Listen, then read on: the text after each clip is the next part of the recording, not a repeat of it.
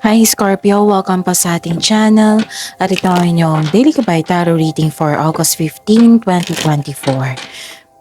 Please be reminded kung naka-resonate kayo, comment down. Kung hindi kayo naka-resonate, ibigay niyo po sa iba kasi channel reading po ito. This is for you, Scorpio, ngayong August 15, 2024.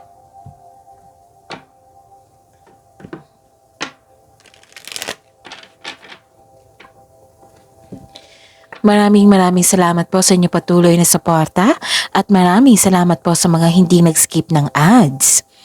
Gamitin ang reading na ito bilang gabay lamang sa mga hindi pa nag-subscribe, subscribe na po kayo at click bell notification para malaman nyo na may bago tayong video. Para sa mga gusto magpa-reading po, may lumabas dyan sa screen nyo ngayon. Panoorin nyo po at sundin ang instruction. Calling the attention sa mga suki ko dito na Scorpio. Open na po ang inyong Monthly Gabay Tarot Reading for August 2024. Pwedeng nakafocus sa career and money, pwedeng general reading na may kasamang love reading. Message niyo po ako for schedule. Maraming salamat po.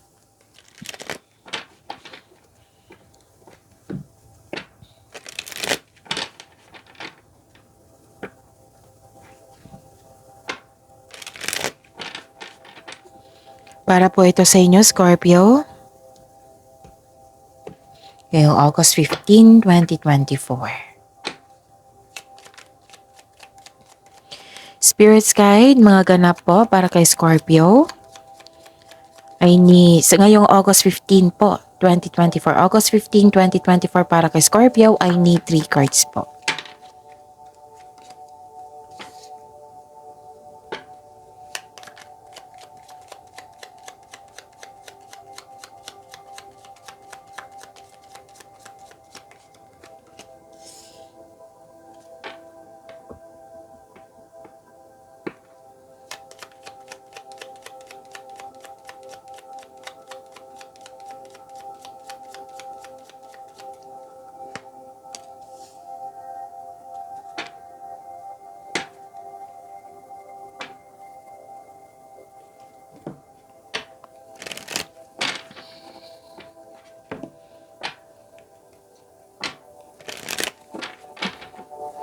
Spirits Guide, message na po para kay Scorpio ngayong August 15, 2024. I need 2 cards po.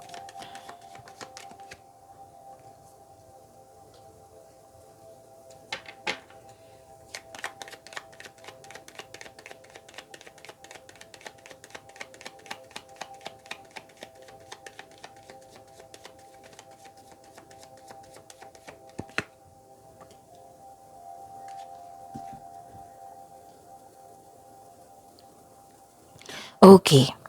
Scorpio, ngayong August 15, 2024. May nakita ko ditong some of you nagpahinga sa bahay. Parang kahapon din to, no? Nagpahinga kayo sa bahay. Or makakapag-relax kayo pag nasa bahay kayo. Or may iniisip kayo sa bahay nyo. Oo. Like for example, nasa malayong lugar kayo. Oo. Tapos isip-isip nyo yung bahay nyo na parang naho-homesick ka. Na may ganap sa bahay nyo ngayon eh. Parang nag-uusap na isang grupo which is I consider this is your family. Tapos nag-uusap pwedeng regarding sa property po. Pwedeng sa bahay or sa property na gustong ibenta or bumili, ganon. Okay? Tapos magkakaroon po kayo ng comfort and relaxation pag nag-staycation kayo sa bahay, nagpahinga kayo sa bahay, and you felt security pag nasa bahay kayo. And nakita ko dito na may transformation po, may ending with new beginning po. Actually, kung hindi talaga akong nagkakamali, parang kahapon to or sa weekly nyo, meron ding ending with new beginning. Pwedeng may ganap na end of contract, pwedeng may ganap na closure, pwede din na may concern kayo sa matigas ang ulo or ayaw makinig sa'yo or sobrang stricto. This is transformation po. Okay? Papasok kayo sa new beginning sa inyong buhay. Okay? Okay. Hmm. Okay. May ano dito. Sinisiguro ko kasi kung may sasabihin pa. Nakikita ko dito may malaking influence ang isang babae na sa araw na ito like magbibigay ito ng happiness and peace of mind sa iyo or magbibigay ito ng sakit ng ulo. Kasi may concern kayo kanina dito na yung sobrang stricto or masakit yung what I meant is matigas ang ulo, ganon. This is the clarification of your cards here. Dalawang card na po nagsabi dito na beginning a new cycle po. May pagbabago. May nagtapos, tapos may bago. Okay? Tapos, believe in miracles. Wow.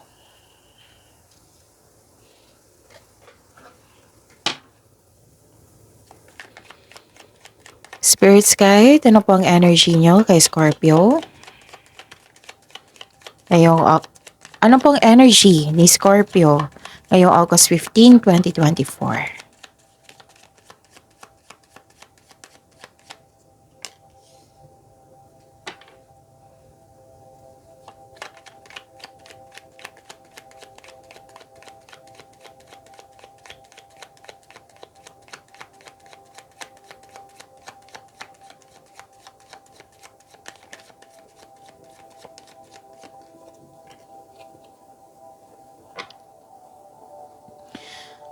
Panoorin niyo po yung last 4 days gabay tarot reading niyo po. Like for example, na napanood niyo ito ngayong August 15, 2024. Panoorin niyo po yung August 14, 13, 12, and 11. Kung may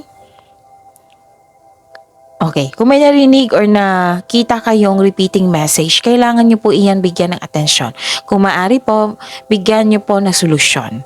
Again, calling the attention sa mga suki ko dito na Scorpio, open na po ang inyong Monte Cabay Tarot reading for August 2024. Pwedeng nakafocus sa career and money, pwedeng channel reading na may kasamang love reading po. So, message me Scorpio for schedule. Maraming salamat po. Okay. Kamusta ang energy ni Scorpio ngayon? May concern kayo sa isang tao na hindi kayo nagkasundo. Oo. Or pwede din may delay sa pag-uusap po. Or delay sa goal. May disconnection sa isang tao which is lumabas din dito. Oo, may disconnection sa isang tao. Yun nga, kahapon, 'di ba, may nakita ko ditong parang may na-miss kayong isang tao. Dito rin hanggang ngayon po, Scorpio. Parang may na-miss kayong isang tao po na close kayo before. Ngayon nagkaroon ng disconnection. Pero ang sabi po ng card po dito na kailangan nyo ng mahabang pasensya. Magiging okay naman po ito. Bigyan lang po ng mahabang pasensya paghintay. Baka okay na kayo, siya hindi pa okay, ganun. So give space muna kasi space is a sign of respect for your connection, for yourselves, okay? And listen to your heart to get back on track. May na-miss kayo na tao. Sigurado ko dito kahapon lumabas din ito. And I'm hoping magiging okay na kayo. Okay? Laban lang po. And, so this is good. Okay, this is good kasi nakikita ko dito you're exercising your patience. Wow naman. Nakaka-proud kasi 'di ba? Tinutulungan mo yung sarili mo para magiging okay ka. Nagkaroon ng slowing down, naintindihan mo yung space nyo, naintindihan mo yung nararamdaman mo, ina-acknowledge mo yung nararamdaman mo. So you're expressing or exercising patience now. Kasi nga, 'di ba, may issue sa delay. Delay sa travel, delay sa pag-uusap, delay sa matagal mo nang hintay. Dalawang card na po nagsabi dito. Pero now, in-exercise mo yung patience, naintindihan mo. Kasi ang delay is, may dahilan yan Like for example, kung sa travel, masama ang panahon.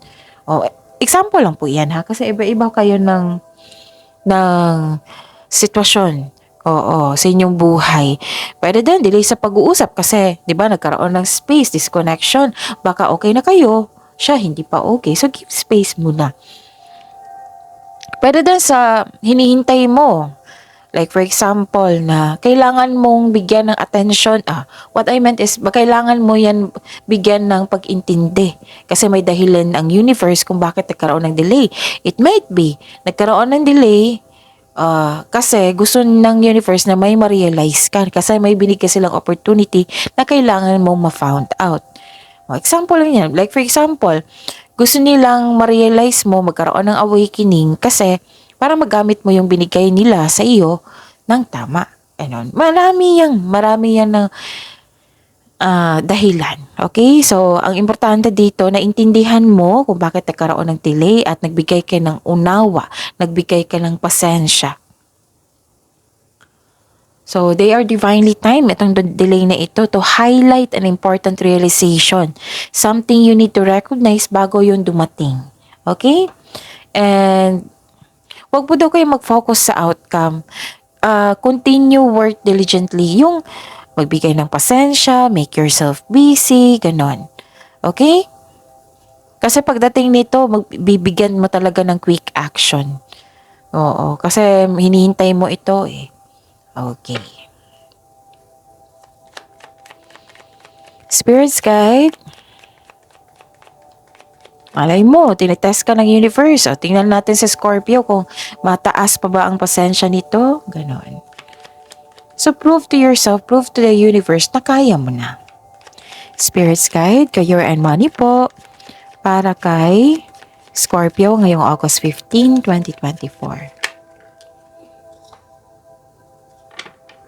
And the clarification of this card po.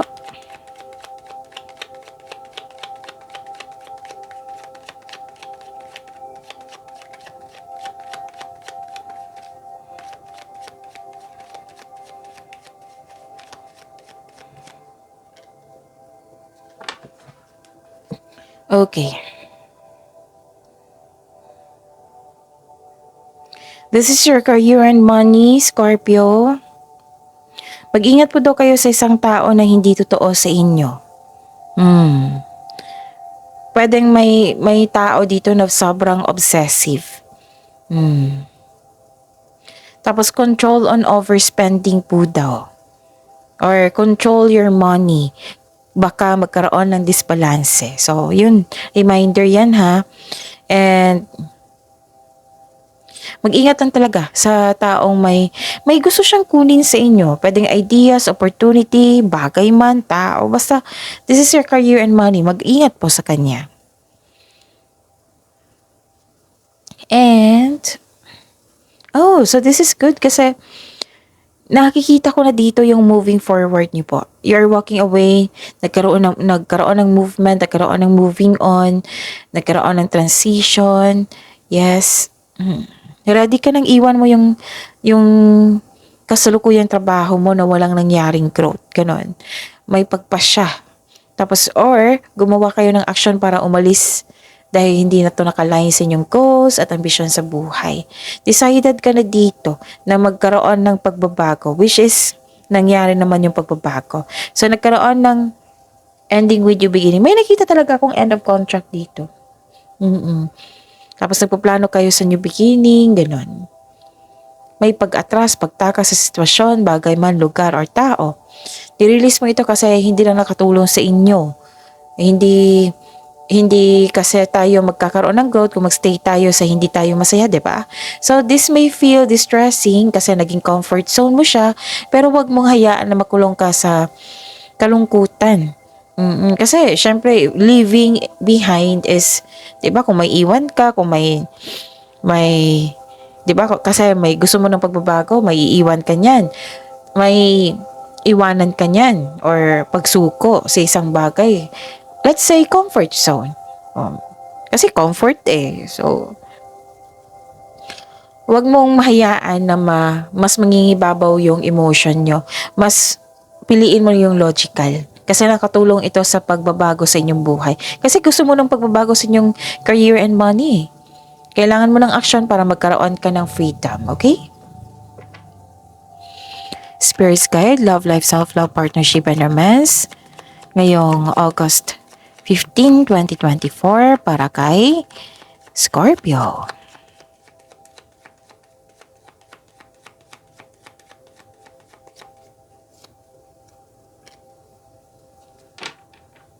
and the clarification po.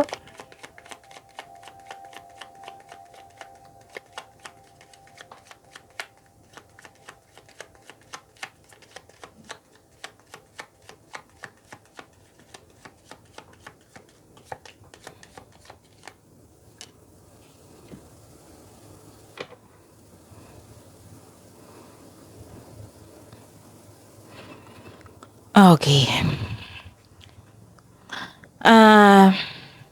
Scorpio, maraming salamat po sa patuloy na tiwala at suporta sa ating channel. At maraming salamat din po sa mga hindi nag-skip ng ads. May lumabas dyan ngayon, panoorin niyo po kung gusto niyo po yan, then follow instruction. May paalala po ang card niyo po dito na huwag mag-attract ng negativity. Nang dahil sa mga nararamdaman mong lungkot kasi na may disharmony, may delay, yon. Huwag po daw kayo mag-attract ng negativity. Dapat positive affirmation pa rin. Kasi pagsubok to, diba? Kung pagsubok mo ito, challenges ito, magkakaroon tayo ng learning journey dyan. Dyan tayo magiging stronger, dyan tayo magiging maging matured, diba? So, do not attract negativity. Positive affirmation, positivity po, attract positivity. Kung ano yung bigay mo sa nature, diba? Yan din yung balik sa inyo. So, pagsikapan nyo na huwag kayong mag-attract ng negativity, okay? So, lumabas nga. Di ba napansin nyo, napahinto ako kanina? Kasi may nakita ko dito parang hindi lang siya sadness, parang may nararamdaman kayo sa health nyo. Okay, para buso kasi ngayon ang trangkaso. It might be it might be, or hindi lang pa talaga magandang pangaramdam nyo. At nakita ko dito, dalawang card na po nagsabi dito. Pwedeng kayo ito or yung kasamahan mo sa bahay. Oo. Pero I believe delay ito na delay sa pag-uusap, delay sa mga gusto mong mangyari, ganun. Nakikita ko rin dito. So, do not claim negativity ha. Paalala lang po. Okay? Pero itong delay talaga, sabi tatlong card na po nagsabi dito Itong delay na ito, wag lang kayo mag-focus sa ganyan. Make yourself busy habang hinihintay mo ito. Kasi nga, yung sabi ko kanina, may dahilan po yan kung bakit nagkaroon ng delay. Okay? Kailangan mo po ng time for reflection dito. Sabi po ng card niyo po. Ano pa? At nakikita ko dito, okay. Nakikita ko dito na,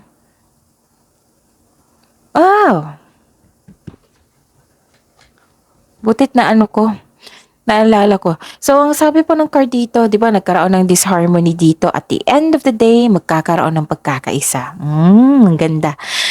You're making memories din kasi may nakita ko ditong grupo ng tao which is, I consider that is your family.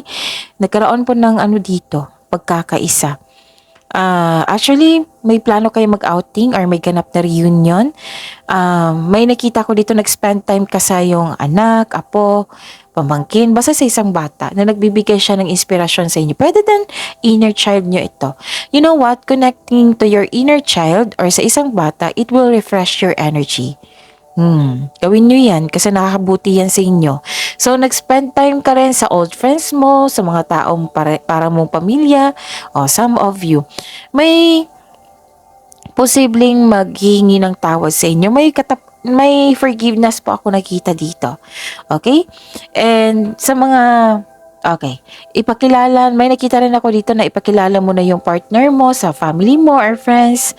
Masaya kayo ngayon kasi very supportive yung family mo. Basta grupo ng tao na very supportive sa inyo ngayon. Kung sa single po, may mamimit kang tao na na ma-open mo sa kanya yung nakaraan. Siguro, kadate mo ito or matalik mong kaibigan na handang makinig sa iyo. Basta natutuwa po kayo sa support ng tao, grupo ng tao at sa bata. You are happy. Nagbibigay ito sa iyo ng inspirasyon. Nagbibigay ito sa iyo ng magandang energy. So, gawin nyo yan ha. Oo. Okay, so, yun. Focus sa positivity. Huwag mag-focus huwag sa negativity. Positivity, and I'm hoping na magiging okay na kayo.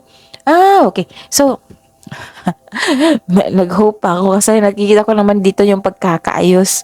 So, nagkaroon ng pagkakaayos po. So, yun, mag-focus kayo doon, pagkakaayos, pagkakaisa. And spend time for your family, to your friends, and to the child, to your inner child. So at least na-overcome mo.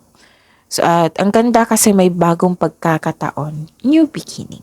So that's it. See you tomorrow, Scorpio. Please like, subscribe, and click the button for notification para updated po kayo sa daily tarot reading natin. Maraming salamat po.